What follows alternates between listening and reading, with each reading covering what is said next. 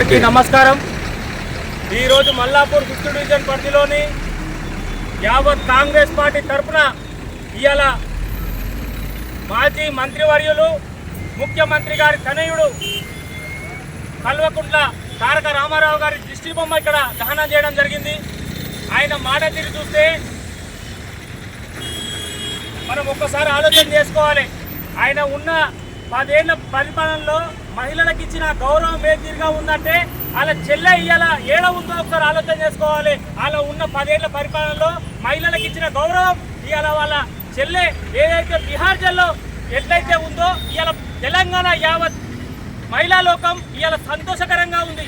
ఏ bus ఎక్కినా కానీ ఎక్కడ పోయినా కానీ ప్రతి ఒక్కరికి తన ఒక ఆధార్ కార్డ్ సాక్షిగా ఎక్కడ పడితే అక్కడ తెలంగాణలో ఎక్కడికైనా తిరగడానికి స్వేచ్ఛ మన కాంగ్రెస్ పార్టీ కలిగించింది। రేవంత్ రెడ్డి గారి ప్రభుత్వం మన ఎవరైతే మహిళలు ఉన్నారో వాళ్ళకి ప్రత్యేకంగా ఈ యొక్క పథకం తేవడం వాళ్ళకి నచ్చక వాళ్ళకు ఓర్చుకోలేక వాళ్ళ ఉన్నప్పుడు ఇలాంటి పెట్టలేక మనం నిన్ననే చూసాం।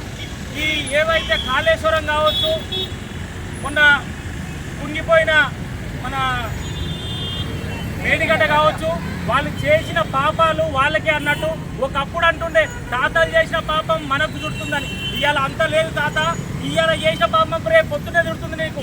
దయచేసి నోటు అదుపులో పెట్టుకొని తోలు మంచిగా పెట్టుకొని పబ్లిక్లో తిరగాలి। ఎందుకంటే మహిళలు అన్నావు ఇంకొకసారి గిట్ట నోరు జారితే ఇవాళ మా మహిళా నాయకులు చెప్పుతోనే కొట్టిరు, రేపు పొద్దున చెప్పుల దండతోనే నిన్ను అసెంబ్లీకి కప్తారని చెప్పి హెచ్చరిస్తున్నాం। కేటీఆర్ కేటీఆర్ కేటీఆర్ కేటీఆర్ కేటీఆర్ మహిళలకు వెంటనే